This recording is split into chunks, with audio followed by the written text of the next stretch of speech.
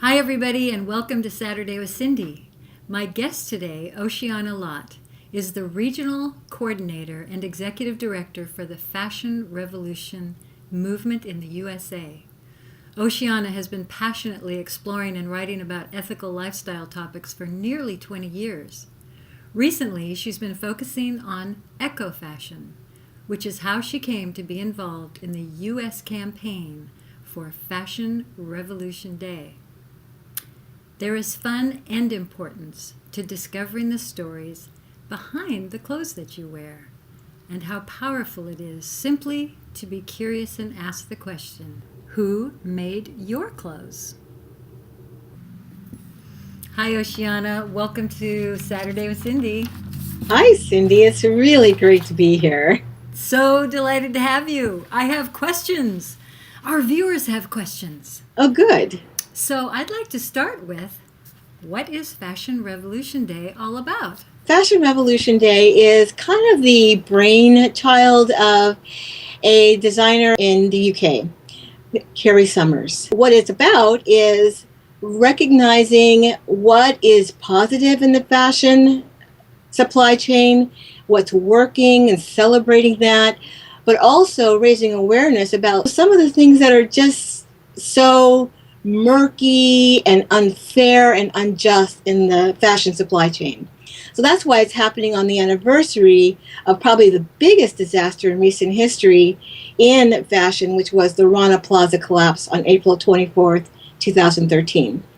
So what we're going to do on the 24th, the one-year anniversary, is basically where we're hoping that people are going to wear their clothes inside out, which displays the label of their clothes. And the whole idea behind that is to create more transparency in the whole supply chain. I mean, let's lift out of the darkness some of the atrocities that are happening and just start to be curious about them. Like, why is this happening? How could it be different? What do I need to do to have it be different?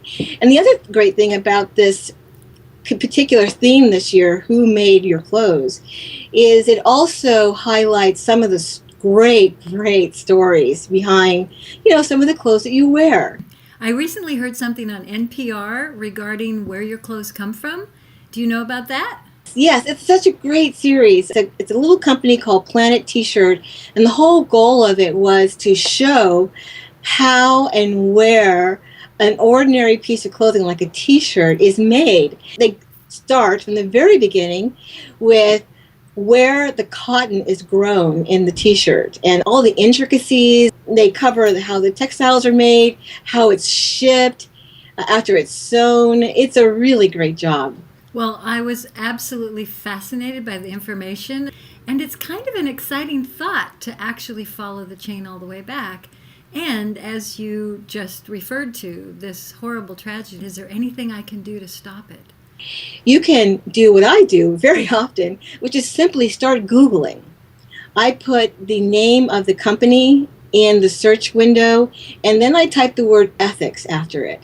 And that will pretty quickly tell you what that company is about ethically. Here's a secret I learned after months of doing this, which is if you can't find a clear answer, like in the first 10 minutes of your search, that means there isn't one. Because the companies who are trying to do something ethical and fair and just, they are telling that story loud and clear. It is not hard to go to a company's website and figure out if they're doing something responsible around their manufacturing process. And I think today our customers, I know Boom's customers are very environmentally conscientious. They want to use sustainable products. They want to use things that are safe for their skin. You brought up a really good point, Cindy, which is that a lot of people are already making conscious choices about the food that they eat. I mean, the kind of cosmetics they put on their skin. This is just a logical next step. Applying all that thought you put into your food, you could put the same thought into your clothing.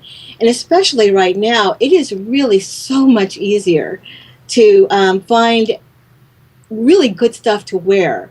I mean, can you imagine? I mean, a life where you are looking good, feeling good about not only the stuff that goes in your body, but the stuff that's on your body. But to have that whole kind of package put together for your life is really very gratifying. First places I started was when I was, looking at making my wardrobe more conscious. Eileen Fisher to the search window and discovered that Eileen Fisher actually has done a lot of work on creating a more sustainable collection of clothing, and one that's more ethical. She's very clear about wanting to choose places where people are treated fairly to manufacture her garments.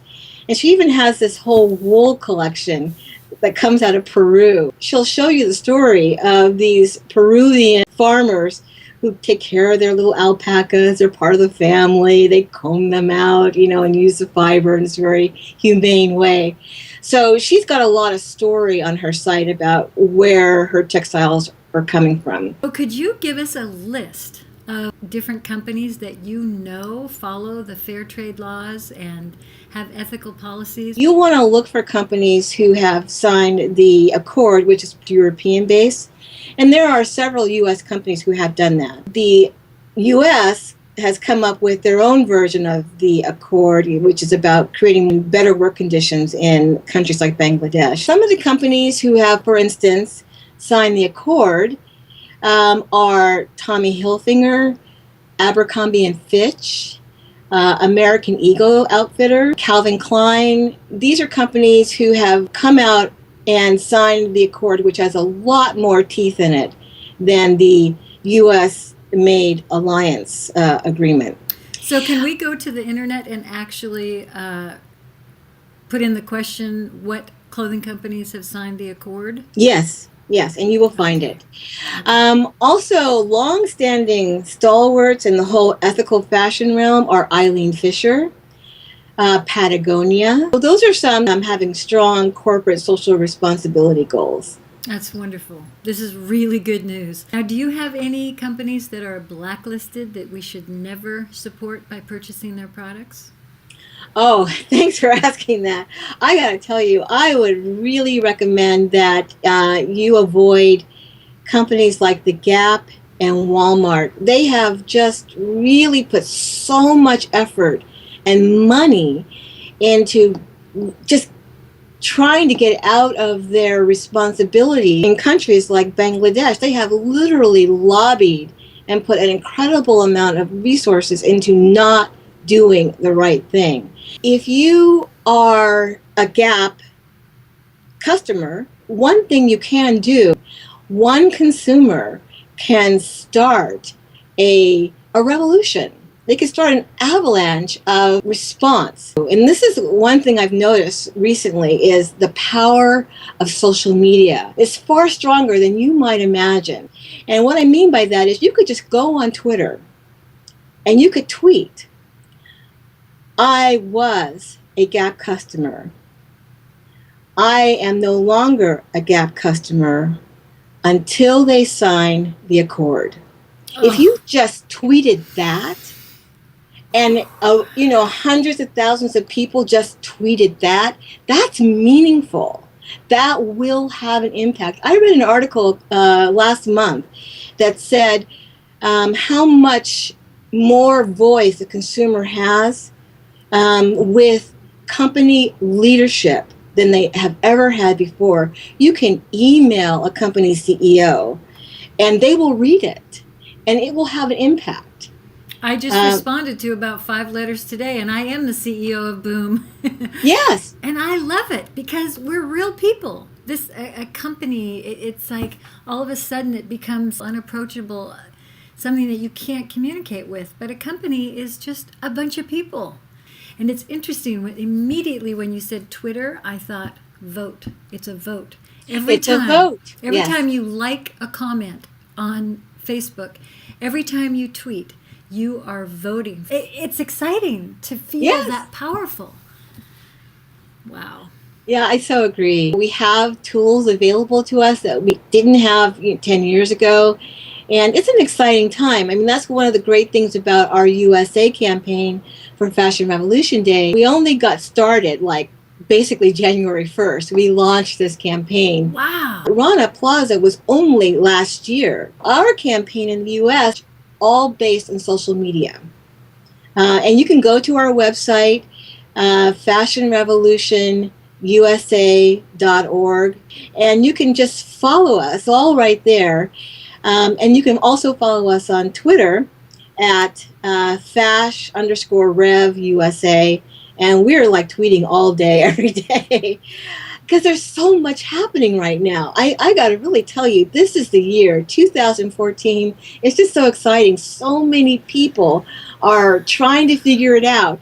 How can we have the clothes that we wear, the food that we eat, the cars that we drive, all be a vote for having it be fair and just for everybody in the world? So what can we do, what can our viewers do to participate and get really involved with Fashion Revolution Day on April 24th, 2014? Leading up to that, we are going to be having online gatherings or parties every month on the 24th. This month, starting January 24th, there's going to be a Twitter party that you can engage in. And these are good opportunities to get together with people who are also curious, what is this about and how can I be a more conscious consumer? And we'll be giving tips about how to do that. In February 24th, the founder of the movement, Carrie Summers, is going to join us. And we'll have some other U.S.-based high-profile folks to talk about what a consumer can do to be a more conscious consumer. So we're going to be having events like that, both online and on the ground. You should check our site because we're also collecting events that are happening all over the country that speak to this issue. So we'll be publicizing those also. The website is fashionrevolutionusa.org, and the Twitter handle is fash_rev_USA. By the way, there is a global website. It's at fashionrevolution.org. That site has information, the basic philosophy behind the movement, and it'll have a lot of information about, how you can join.